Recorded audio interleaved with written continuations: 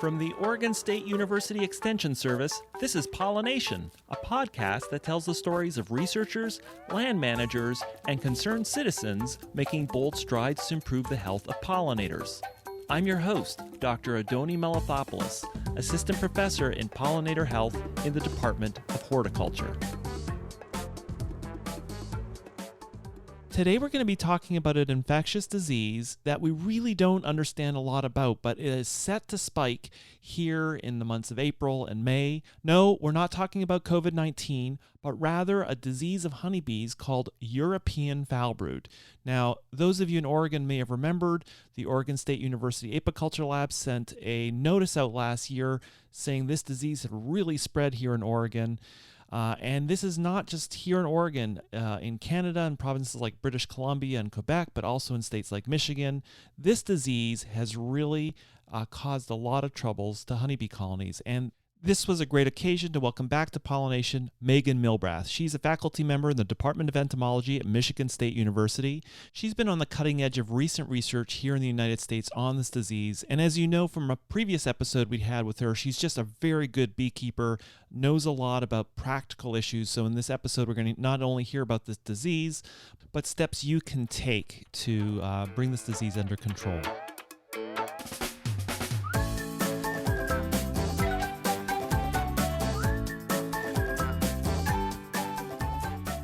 Welcome back, Meghan. Welcome to Pollination again. Thanks for having me. I realize you were on the show really early on talking about Northern Queen Breeding Network, but it just seems like that was almost decades ago because you've done so much in the interim. That was a long time ago, and you've done a lot of shows in between too. Yeah, that's true. It's been a lot of fun. And I guess, one thing that we've been talking about recently, and I've been really envious of the work that you're doing in Michigan. Here in Oregon, we've seen this disease of honeybees, European Foulbrood, and it was a real problem last year in Oregon. And I know you're sort of the person really working on this on a national stage. Is this just a problem restricted to Oregon? No, it's definitely not just in Oregon, and it's not just in Oregon and Michigan, unfortunately. And there's actually now a growing team of us working on it. I would say not just nationally, but internationally as well, because it's a problem in Canada. At Apimondia, a whole group of us had a special evening session where we discussed European Foulbrood, and specifically like around blueberries. And there were people from New Jersey and Quebec and British Columbia and Michigan, Oregon, basically all over the U.S. Anywhere there's blueberries, it seems to be a problem. Okay, so just so listeners understand, what is EFB and what does it do to a colony? Why do beekeepers have to worry about it?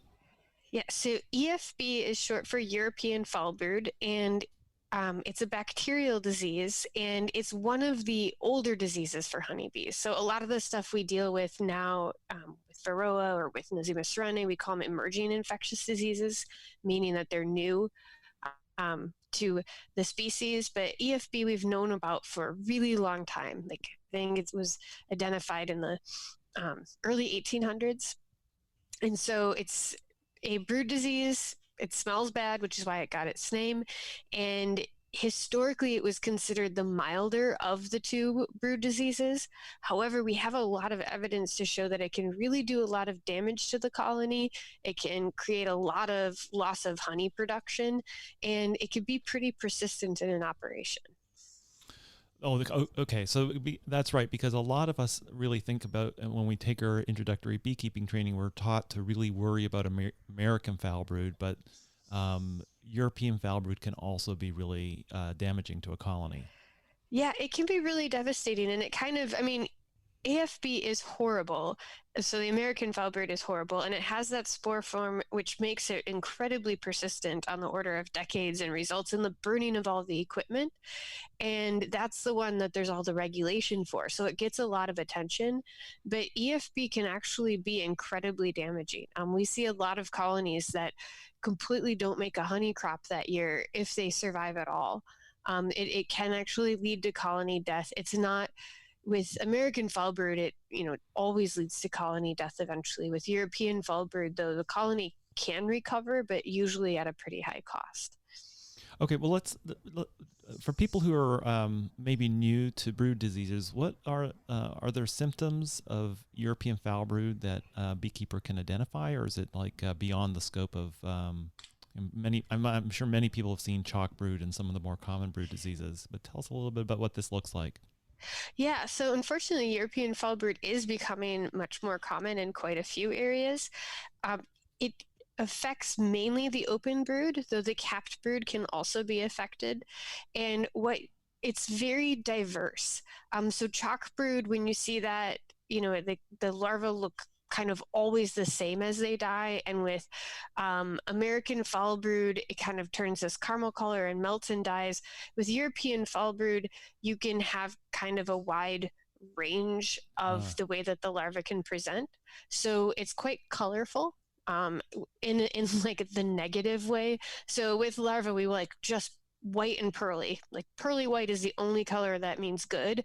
And with EFB, you can get yellow and gray and kind of a brown. It's not the caramel brown of AFB, but it is more of like someone described it as uh, coffee with a little bit of milk, uh-huh. and you can get that, and then you get they can dry down to like a scale form. You can often see the trachea, but they'll kind of melt in a variety of different shapes as well, so you get a variety of colors and you get a variety of shapes. So you can get a corkscrew shape, which is that one's classic. If you see the corkscrew shape, it's usually a good indication of European fall brood, but they can also kind of just be malaligned. So they can be like a blob or laying flat at the bottom instead of that nice C shape at the bottom of the cell. So you have kind of a variety of colors and you have a variety of shapes that you can see. And it can go as far as to infect or affect the bees after they've been capped. So you can have some sunken cappings and some holes in cappings as well, which a lot of people associate that only with American fall brood. And we've definitely seen it in colonies with European fall brood. Okay, so the one thing that you did say though, there is you may, especially if there's a lot of infected larvae, you may see this more characteristic corkscrew. You Mm-hmm. call it a corkscrew look, and I guess why does it look like a corkscrew as opposed to? It seems like most of the brood diseases, the bee is kind of on the bottom of the cell. What's going on there? Well, we don't entirely know. There is a theory that it affects the digestive system so much that the bee kind of starves and it's begging for food. And you definitely do see a lot of larval motion in infected cells. But we don't know exactly how European fall brood kills the larva, because there could also be some peptides involved in um, other ways. The other thing with European fall brood is that it's often found in association with other bacteria. It likes a certain kind of environment for growth, and it promotes a lot of. So we always say European foul brood is caused by Melissococcus plutonus and friends. So you have the disease, you have the etiologic agent, and then you have the disease, which is you have your infection. But then whether or not you get sick and how that sickness looks kind of depends on like who else is at the party. And so it's often a stress related disease. And so there, which would be like honeybees, just like any other animal, can have as many diseases as they darn well please at a certain time. And so sometimes it does present really differently because of that. Or sometimes it can be that once you're really, really sick, you get a bunch of secondary infections because the way that you're dying kind of promotes to have a lot of other bacteria. and So and so that can make it look differently because if you have different friends over during your infection, it can make you maybe look browner or die later or something like that. yeah, exactly. It Uh, can definitely look differently. And so that's one of the ways that we can kind of visually distinguish it from American foul brood. With American foul brood, we know they get infected at between 12 and 48 hours, and then the disease progresses, it breaches the epithelial lining, and it disintegrates at a certain timeline. So because it has that nice pathway, we get really consistent signs. With European foul brood, they can really start dying at third instar, which is mid-age larva, and then you can actually have bees that actually live with the disease too. So there's adult bees that will emerge from the cell that are infected. So there's just kind of, you can die at third instar, fourth instar, fifth instar, pro-pupa, usually not as an older pupa, but you can be infected and kind of have a wide range of outcomes. Okay, and so maybe just walk us through how this disease enters the larva. So even though it can go to the adult, it's not the adult; it's the larva that's getting infected. Can you tell us a little bit about? And I know there's a lot of uncertainty. What do we know about how this works?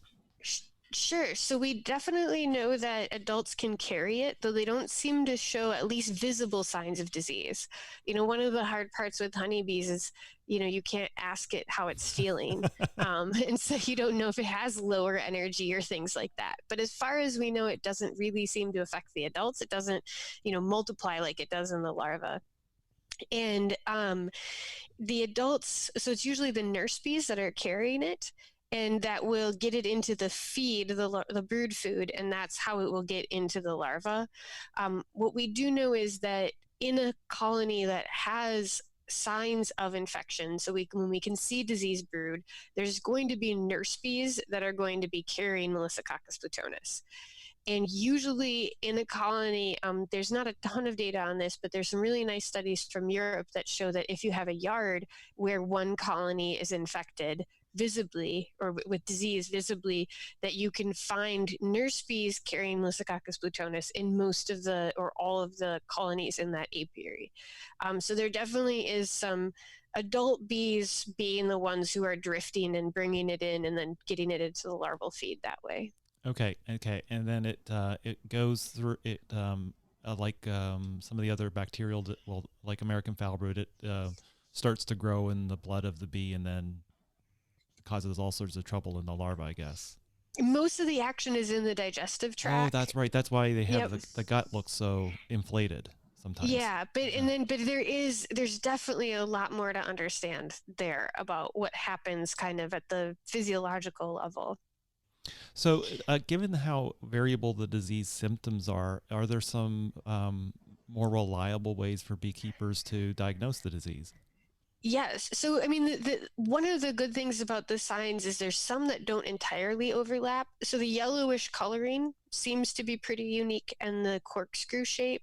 The ones that overlapped are kind of the sunken cappings will overlap with American Foulbrood, and having this, like, there's a lot that are just kind of melted, and parasitic mite syndrome or some of the viruses can overlap with that visually.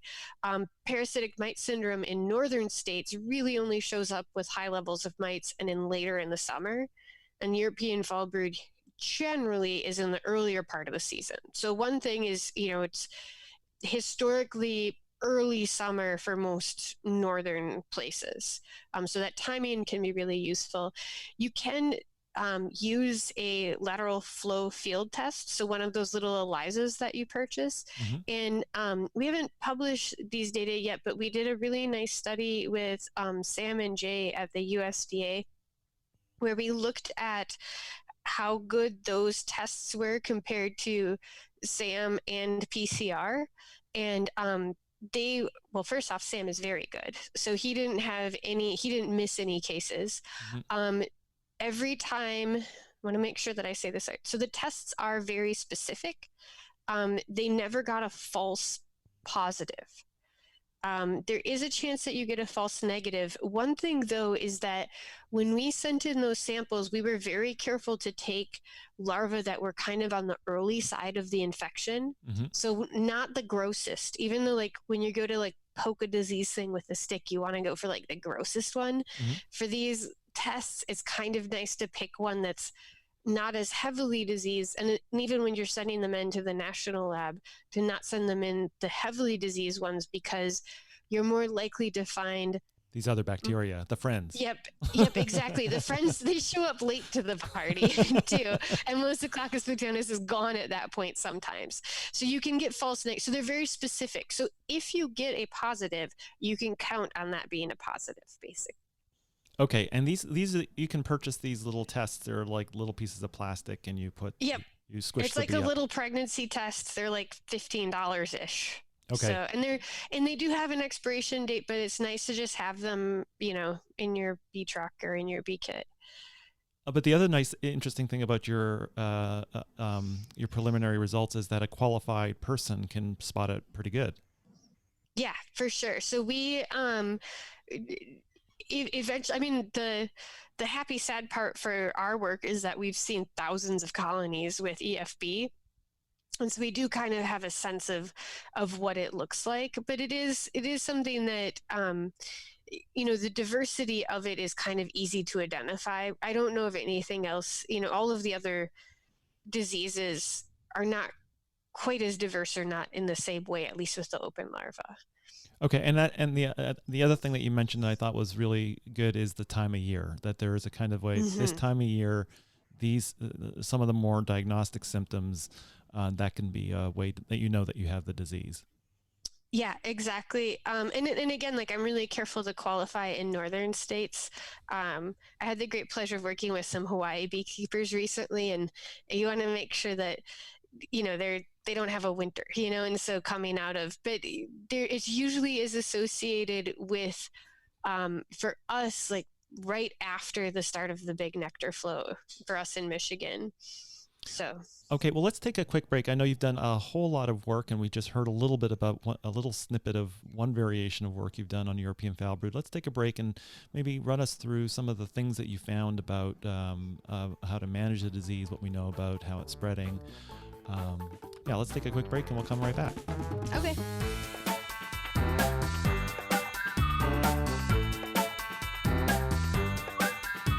We're back. So we got this disease. I mean, imagine most people in Oregon, lots of us saw it. Dr. Sagili in the apiculture lab sent a notice out last year just letting people know it was a really bad year. So I imagine people are expecting it. Right now in Western Oregon, it's cold, it's rainy. We're expecting another hit of it. What do we know about being able to treat this disease? Yes, so there is a chance with European foulbrood, there is a chance that the colony can spontaneously recover. So it is one, unlike American foulbrood, that watchful waiting can be a technique that you can use. So you can watch the colony and make sure that it's getting better. What we recommend for people who want to do that is to take really good notes and to make sure that it is actually getting better, and then the colony doesn't get smaller so that it gets so weak that it gets robbed out. Um, Okay. there is a risk with that in general because, like I mentioned before, when you've got a colony with a lot of signs, there's a really high likelihood that it will be in worker bees in the other colonies in the same yard. And so you leaving that colony there to be sick and continue to have the infectious material, it can be putting the other colonies in that yard at risk. So they should be staying at home like the rest of us. Exactly. I know. There's just so many good analogies. I mean, this is what epidemiology is. It is like stay in place, don't go over to your neighbor's house. I mean, there's other things with bees, like, don't throw up your food into each other's mouth. Like, there's way more transmissibility things, but Okay, so if you have an infection in a yard, one thing it could spread around. absolutely. It definitely spreads in the yard. We don't have a good sense of how long it stays in equipment. It doesn't have a spore form, so it's not likely going to be this decades long thing that we see with American foulbrood, but it does seem to persist in operations. So if you have European foulbrood, you kind of tend to have it, and in areas. Hmm. So, like, and again, a lot of this work came out of Europe where they looked at particular areas that really had no cases of it ever. And even if they did PCR, so they're doing molecular testing and very, very sensitive, looking for infection without even seeing signs of disease, they couldn't find it. But then Huh. once it shows up, it's kind of there in that area. And it's really hard to get rid of. So we don't know if it like goes on flowers or stays on equipment or where it kind of goes, but it definitely has these kind of regional issues. What if you don't, like, if you've never had it in your operation before and you really don't want to deal with it on the long term and you're smaller and you can afford to do this, it isn't a bad idea to treat it like American foulbrood, where you would at least do a shook swarm. So Mm-hmm. you can take the bees out, burn the frames from that colony, and you could probably reuse the boxes at very low risk, Mm-hmm. but to shake the bees onto new equipment and at least get rid of the whole brood nest, and to really try to get rid of that infectious material so that you don't have to deal with it again. So if you're a small beekeeper and it just popped up, it may be just worthwhile to just turf the frames, and maybe even turf the whole colony, but you can stem the infection early and maybe you won't get it for in the future.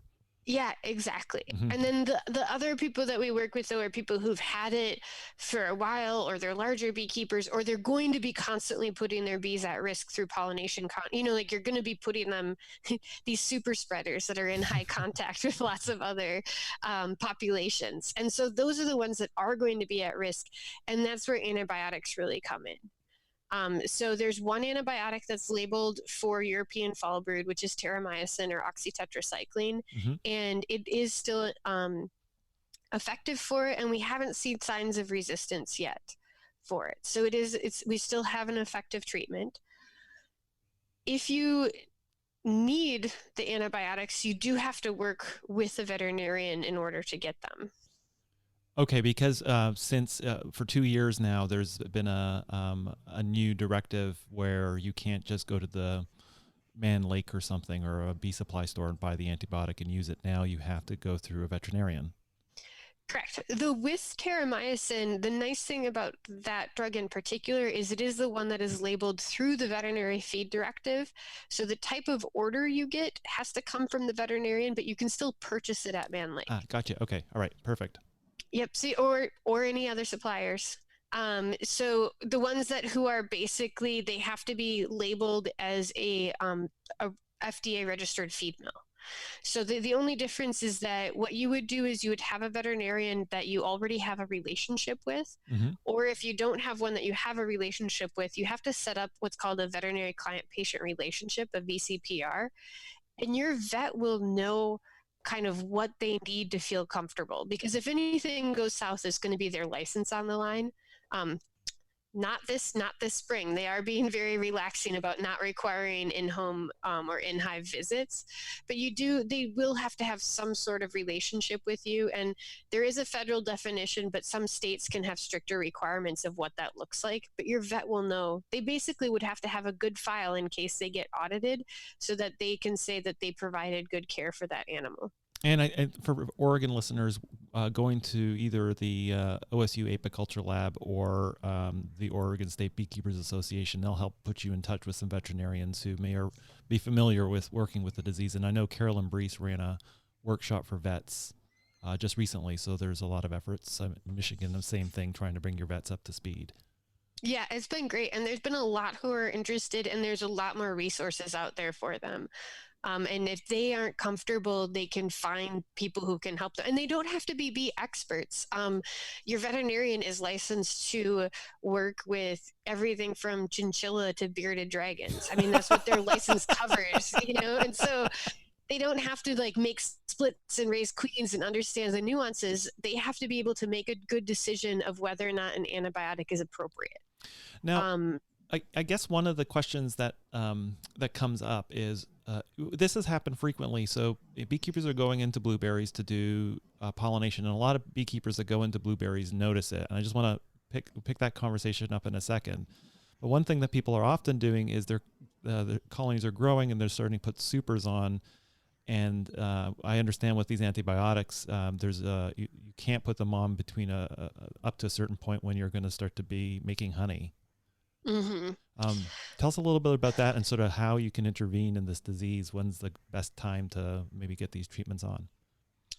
Yeah, so we did a study last summer that showed, we kind of compared terramycin to nutritional feeding and things like that. And we found that the terramycin still did work, but those were colonies that were really sick. And so at that point, they weren't collecting honey.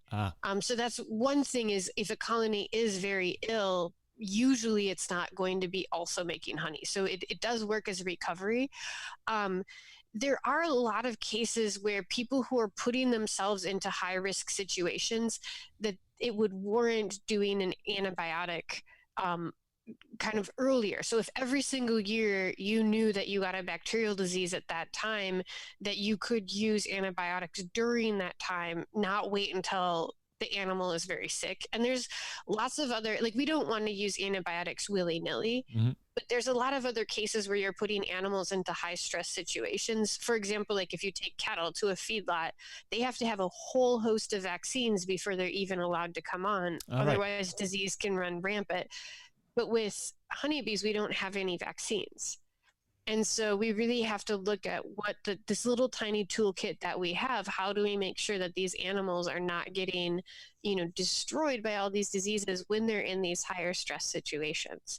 So it's not like a true prophylactic treatment where you're just kind of I put on antibiotics every year because my grandpa did, and, Right. it just feels good. You're putting them on because you're saying, for the last 5 years, when I brought them into blueberries, they got this sick disease, or they got sick from this disease that does respond to antibiotics. We can do that ahead of time. One of the sad things with what's going on this spring is that was exactly what we were going to study. Yeah. And so we got funding through the National Honey Board and Project APSM to look at certain things that would trigger the disease. And so we wanted to look at hygienic behavior and things like that. And some of it may still happen this year.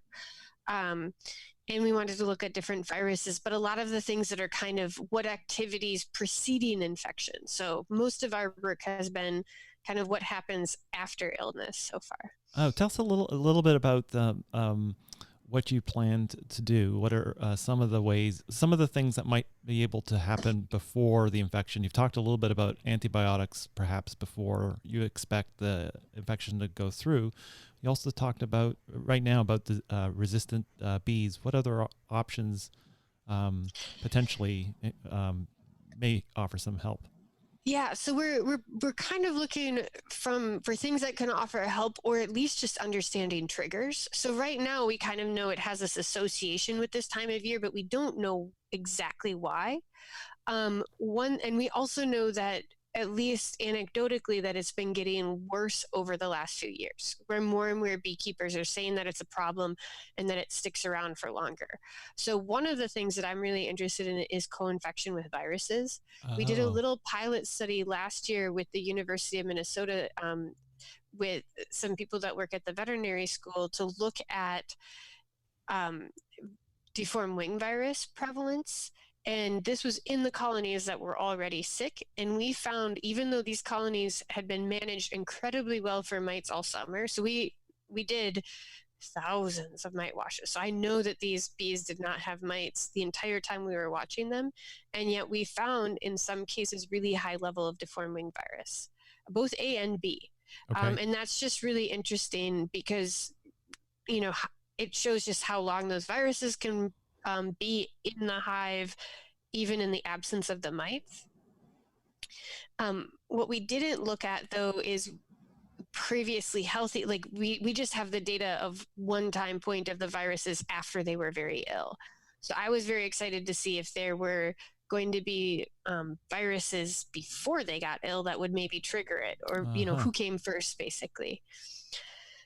The other thing that we were going to look at was hygienic behavior. There's just not really anything published on whether, hygienic or house cleaning behavior is related to You're right. both risk or ability to clear European Foulbrood. Lots of work on AFB and chalk brood, but really not with European foul brood. No, and Huh. I talked to Marla Spivak to see if she had any studies, and there's just not much written about it, and it hasn't been heavily studied.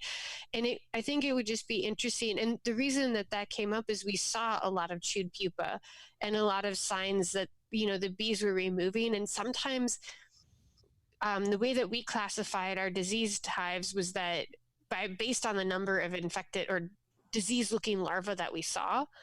And so we kind of used a mild, medium, spicy, three qualities. And with the severe diseases being over 100 infected or disease larvae, and the medium being between 10 and 100. And there were some that we really didn't see that many disease larvae, but the patterns were all wrong. So you could tell that either that they weren't growing, but we didn't see that many disease larvae, but the pattern, like she hadn't been laying in the normal route. Okay. So it was really hard because we're like, well, this colony is not right, but by our formal definition, we don't see 100 disease larvae. And so it kind of made us think that maybe that some colonies would be more hygienic than others. Well, another trigger that people often have talked about for now decades is blueberries. Tell us a little bit about why this seems to be a disease, or if it's true that this disease is associated with pollinating blueberries. It is definitely associated with that timeline. In Michigan, we have a lot of acres in blueberries, and we have a lot of beekeepers that go into blueberries. And for years, they've said that, European Foulbrood shows up when the colonies are in blueberries. In 2018, we followed a cohort of colonies that were perfectly healthy going in. I mean, these were great, like the average, but the mean and the median for both years of frame size, so cluster counts, was about 15 or 16 frames. So these were, pretty good sized colonies going into blueberries. And in order to be in the study, they had to be queen rate and show 0 signs of disease. And at the end of the first year, I think 23%, so almost a quarter of those colonies had signs of European Foulbrood and tested positive for European Foulbrood at the end of blueberry bloom. In 2019, it was 56%, I think, somewhere over 50%. Wow. And these were colonies that just looked great, just weeks before. So what we haven't done, it's hard to find this perfect trial where you could have bees kind of in the same situation, but not near blueberries or any ag in Michigan, just because that region is just so agriculturally dense. We did look at colonies that weren't near a blueberry field, and we still had European Foulbrood in those. But the problem is we also did, so what we looked at with that study is nutrition, and we looked at fungicide exposure. So we wanted to see, because historically people always say like, oh, blueberries have such poor protein in the pollen, and so that's why the bees get European Foulbrood, is because they're so stressed. Yeah. Well, we collected bags and bags and bags of highly diverse, highly nutritious pollen off of those colonies, and very little of it was blueberry pollen. Yeah, it was the same experience, I have to say, here in Oregon. I did a smaller survey here in Oregon, and there were frames of pollen in these colonies, and they looked good, and they just all came down with it. Yep. And we actually fed them supplemental pollen during this time too, or protein patties, and thinking that if it was pollen limitation, then that would be just a lovely, elegant, cheap solution. And that did not make a difference. The first year it seemed to initially, but by 2 weeks after bloom, it didn't matter whether or not they had protein in them at all. What about this issue with fungicide use? Do we know anything about that? So that's hard. Those data we haven't gone through, and part of the problem is that I think I should get the numbers up. We screened for, I think, 127 different active ingredients, not just fungicides, but herbicides and insecticides. And we found, I think, 56 one year and over 80 one year, and it was just dozens. We haven't published the data yet, so but that paper is in just the exposure paper right now is in progress, and most colonies had about I think like 15 different agrochemicals.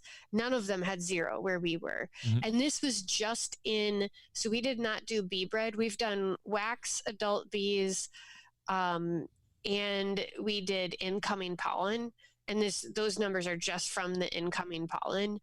And so this was, things that were fresh coming in during the time that they were looking at, or they were foraging on blueberries.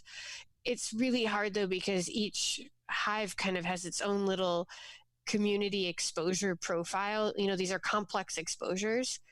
And so there's just a lot of work going in now to see if, is it one particular fungicide? Is it a type of fungicide? A family of fungicides? Is it a family of fungicides plus a particular insecticide or a miticide? Or, it's looking through kind of all these different combinations. One thing that makes sense to me and that I'm really interested in is not necessarily picking out the particular. It's hard to imagine that you have a fungicide that just immediately causes a bacterial disease, because there still is a stressor there's something in there mechanistically, because ultimately it's the bacteria that's causing the disease. Mm-hmm. So somehow the fungicide has to stress the colony, and really that stress has to come down to the larva. The larva is the one who's actually getting ill. And so why would the larva get more stressed? And one of the reasons is that it gets fed less. Mm-hmm. So even though there's a lot of protein in the colony, it's not getting into the mouth of the larva. Mm-hmm. So, one reason you get starving is you don't have enough food, but the other reason is that nobody feeds you. Mm-hmm. And there could be evidence that there's a shift in nursing care that is what triggers the disease. So the bacteria is around, but it gets triggered by having fewer nurses. And this is something that's not really well published. This is more like, this is stuff we're thinking of. And this is one of the projects we're going to test with the National Honey Board funding. And what we were thinking is that the reason that we got onto this is that when we were looking through all these sick colonies, sometimes all the worker brood would look healthy, but the drone brood would be a little sick. And when you think about, so one reason could be drone brood are more susceptible, which could be true. We haven't tested that. But another reason is that if you start to lose workers or start to get under stress, the drone brood are going to be the first ones to get neglected. Mm-hmm.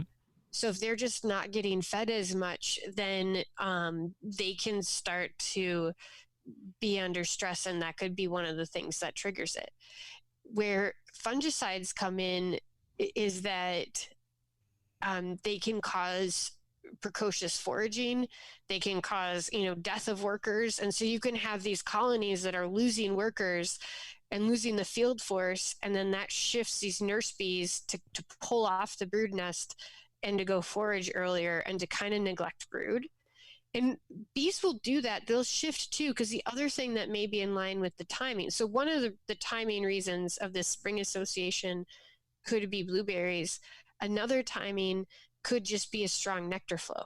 Mm-hmm. And bees will shift jobs depending on what they need to do. And they'll really focus on early spring buildup, and then they'll shift to really caring a lot more about bringing in food. And when we move bees to a new area, and for blueberries, that's usually the first crop they go to when they come up from the south, for us in Michigan at least. Mm-hmm.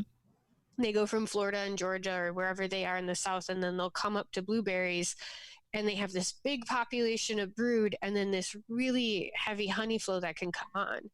Not necessarily just from blueberries. They do get a lot of nectar from blueberries, but from other plants that are blooming at the same time. And so you can have this kind of nursing care, and that has been going on for a long time. And we have, there's Gordy Wardell did a thesis on European Foulbrood and blueberries from 1983. In Michigan, no less. In Michigan, yeah, MSU. And so, we know that, this association has been going on for a long time. And that was really before, they definitely used fungicides in 83, but, and I don't have the spray records from then, but they love fungicides now, or they depend on them quite heavily now. I shouldn't say they love. No.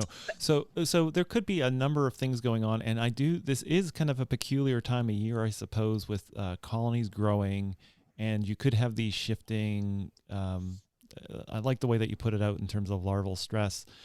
And I guess really to resolve this kind of work is going to require some research. Now, tell us a little bit. I mean, imagine researchers all across the world, bee researchers around the world, are struggling this spring. We've got the projects in place. We've got the money in place. Tell us a little bit about some of the obstacles of getting research like this, especially spring research, going this year. Yeah. So Michigan State was one of the first research universities to shut down pretty much completely, at least in Michigan. And so which is good from a public health perspective. And we've been getting updates, it feels like almost daily, about what activities are allowed and not allowed. And trying to navigate that has been really difficult. Our research from an exposure perspective is actually pretty safe because, we've got a small field team that is going out to pretty remote yards, these bee yards where no one else is there. And we're wearing gloves and we're washing our hand.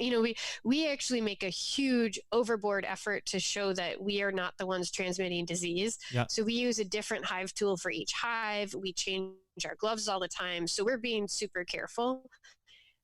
So from, a field perspective, it's not high risk, but so first off, the university has not declared that our research is considered essential. There is some paperwork we're filing and they may change it or they may open it up. But right now we're just on holding. And even though which I'm happy about, because even though our actual field work is safe, you still need to buy gas and ship samples and get dry ice and do all these different kind of little mini interactions that can put the field team or other people at risk. The problem is that we were, blueberries for Michigan is mid-May to mid-June. And when we're trying to look at what are the stressors before blueberries, that's basically now. I mean, that's April. And so our research was really supposed to kick off in April to get virus samples and things like that. So right now we're just waiting. But like I said, I mean, it has changed almost daily, it feels like. Yeah, absolutely. That's and I can imagine at the same time. If one was planning for this months ahead of time, that's one thing. But it really does. You set a plan out, and it can.